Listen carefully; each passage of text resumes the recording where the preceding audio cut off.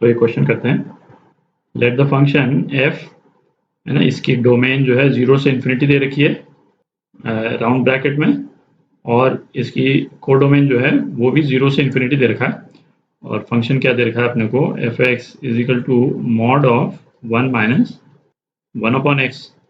ठीक, तो इस फंक्शन के बारे में कौन सा स्टेटमेंट करेक्ट है ये देखना है अपने को। तो ऐसे करते हैं, इस फंक्शन का एक ग्राफ बनाते हैं जरा। तो ये जो डोमेन दे रखी है 0 से इन्फिनिटी, इस पे इस फंक्शन का ग्राफ बनाते हैं।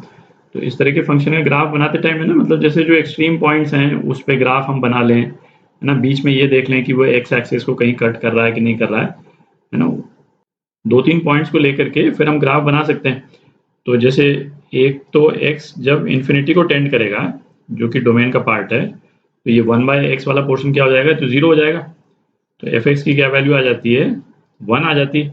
ठीक है, अच्छा दूसरा क्या, x जब 0 को टेंड करेगा, जो कि डोमेन का पार्ट है, तो एफ एक्स जो है वो क्या हो जाएगा, मॉड ऑफ 1 माइनस 1 अपॉन, ये 0 को टेंड कर रहा है, एग्जैक्टली 0 मैं नहीं लिख रहा हूँ, है ना, ये 0 मतलब ये 0 को टेंड कर रहा है।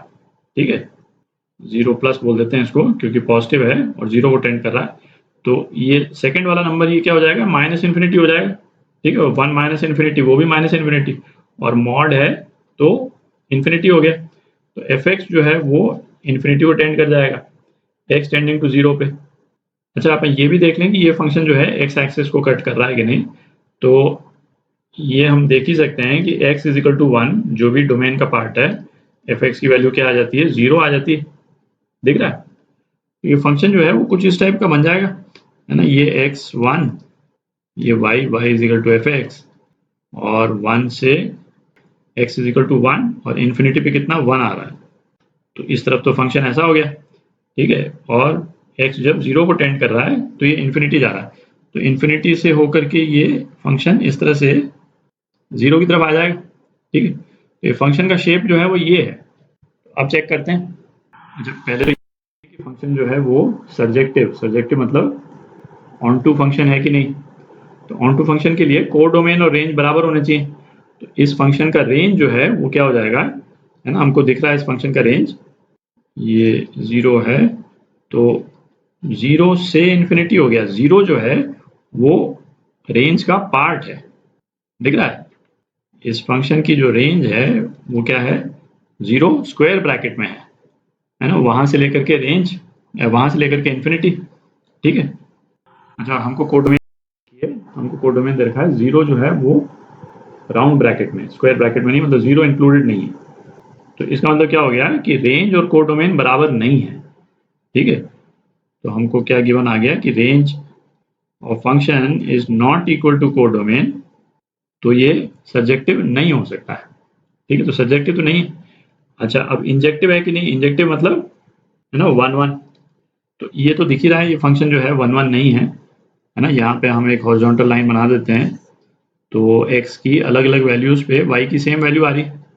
ठीक है, तो ये एक मैनी वन फंक्शन हो गया। तो मैनी वन फंक्शन इसका मतलब इंजेक्टिव नहीं है।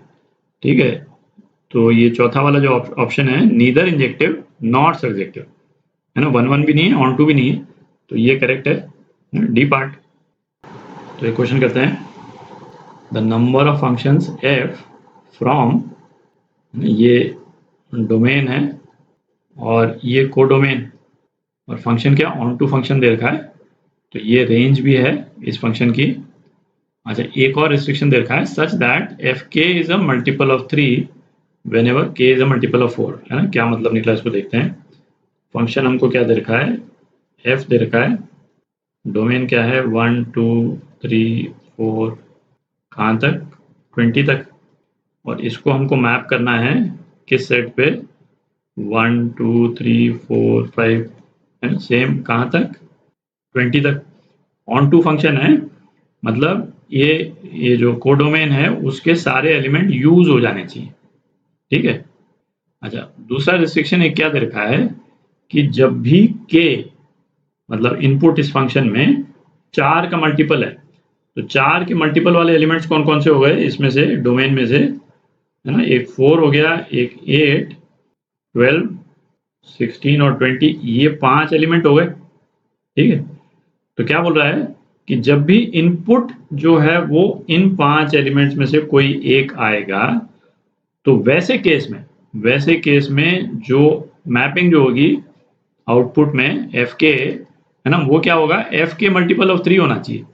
तो एफ के में जो है वो क्या आ जाएगा, 3, 6, 9, 12, 15 और 18, है ना। ये एडिशनल रिस्ट्रिक्शन दे रखा आपको, बाकी और कोई रिस्ट्रिक्शन नहीं। मतलब इनपुट जब इन 5 में से होगा तो आउटपुट इनमें से ही कोई एक एलिमेंट आएगा, ठीक है। तो नंबर ऑफ फंक्शंस कितने हो गए वो निकालना है अपने को, है ना। ये अपन पहले भी कर चुके हैं कि डोमेन का एक एक एलिमेंट लेते हैं, है ना, और देखते हैं कि उसको मैप करने के कितने तरीके अवेलेबल हैं अपने पास में, ठीक है। अच्छा, अब मैपिंग के तरीके देखने के पहले, है ना, एक चीज़ और देख लें कि भाई नंबर ऑफ एलिमेंट्स जो डोमेन में है और नंबर ऑफ एलिमेंट्स को डोमेन, और जो कि, है ना, रेंज के बराबर भी है, वो क्या है, सेम है, 20 है। 20 एलिमेंट्स यहाँ पे हैं और 20 ही एलिमेंट्स यहाँ पे हैं, ठीक है। और ये फंक्शन क्या है, ऑन टू फंक्शन है। ऑन टू फंक्शन मतलब हो गया ये सारे के सारे 20 एलिमेंट जो हैं कंज्यूम होने चाहिए, ठीक है। तो ऑटोमेटिकली इसका इम्प्लीकेशन क्या हो गया, इसका इम्प्लीकेशन ये हो गया कि ये फंक्शन जो है उसको 1 भी होना जरूरी है, ठीक है। क्योंकि यदि मैनी वन फंक्शन हो जाएगा, मैनी वन फंक्शन हो गया कि सपोज डोमेन के 3 एलिमेंट जो है वो हमने सेम एलिमेंट पे मैप कर दिए, तो हमारे पास में तो कितने एलिमेंट बच जाएंगे, यहाँ पे केवल 17 एलिमेंट बच जाएंगे, ठीक है। और यहाँ कितने एलिमेंट बच जाएंगे, ये हमारे पास में 19 एलिमेंट्स बच जाएंगे, ठीक है। तो इसका मतलब क्या होगा, इसका मतलब होगा कि भाई कोड डोमेन में कोई एलिमेंट खाली छूट जाएगा, है ना, जो पॉसिबल है नहीं, क्योंकि ऑन टू फंक्शन है दे रखा है, ठीक है। तो इसका मतलब ये मैनी वन वाला जो ऑप्शन है ये हमारे पास में अवेलेबल नहीं है, ठीक है। यदि डोमेन में 20 से ज़्यादा एलिमेंट होते तब हम मैनी वन कर सकते थे, बट चूंकि एग्जैक्टली 20 एलिमेंट है यहाँ पे भी, तो ये 1 फंक्शन होगा, ठीक। तो बेसिकली ये फंक्शन जो है वो 1 ऑन टू हो गया, ठीक। तो अब मैपिंग डिस्कस करते हैं। तो ये रिस्ट्रिक्शन वाले जो एलिमेंट्स हैं इनको पहले डिस्कस करते हैं। तो इसमें कितने, 5 एलिमेंट हैं। पहला एलिमेंट यदि अपन लें तो उसको मैप करने के कितने ऑप्शंस अवेलेबल हैं अपने पास में, 6 ऑप्शन अवेलेबल हैं, ठीक है, क्योंकि यहाँ 6 एलिमेंट्स हैं, यहाँ पे अपन मैप कर सकते हैं। तो पहले एलिमेंट को मैप करने के कितने तरीके, 6 तरीके। दूसरा एलिमेंट को मैप करने के कितने तरीके बच जाएंगे, 5 तरीके बच जाएंगे, ठीक है, 5 तरीके। तीसरा एलिमेंट 4, 3 और फिर 2, ठीक है। तो इन 5 एलिमेंट्स को मैप करने के तो इतने तरीके हो गए, ठीक है। इन पांचों को मैप करने के बाद में ये वाला जो सेट है, 3 के मल्टीपल वाला सेट, एक तो इसमें से एक एलिमेंट कोई खाली बचा रहेगा, ठीक है, कोई भी एलिमेंट खाली बचा हो सकता है ना, 18 हो, 9 हो, 12 हो, कुछ भी हो। और बाकी जो कोड डोमेन है उसमें से 14 एलिमेंट्स बचे होंगे, तो मतलब टोटल 15 इसमें से बचेंगे और 15 इसमें से बचेंगे। तो यहाँ के 15 एलिमेंट को वहाँ के 15 एलिमेंट से 1 to 1 मैपिंग कर देनी, है ना। तो सेम लॉजिक जो अपन ने यहाँ पे यूज़ किया, है ना, सेम लॉजिक से अपन पहले भी कर चुके हैं कि, है ना, उन 15 में से पहला एलिमेंट लेंगे, कितने तरीके से मैप कर सकते हैं, 15 एलिमेंट है यहाँ पे। सेकंड एलिमेंट लेंगे तो यहाँ 14 एलिमेंट बचेंगे, है ना। इसी तरह से तो क्या आ जाता है बेसिकली लास्ट में 1, है ना, 15 फैक्टोरियल आ जाता है, ठीक है। तो ये क्या हो गया, 6 फैक्टोरियल इंटू 15 फैक्टोरियल, ठीक है। तो ये आपका आंसर, ये पार्ट।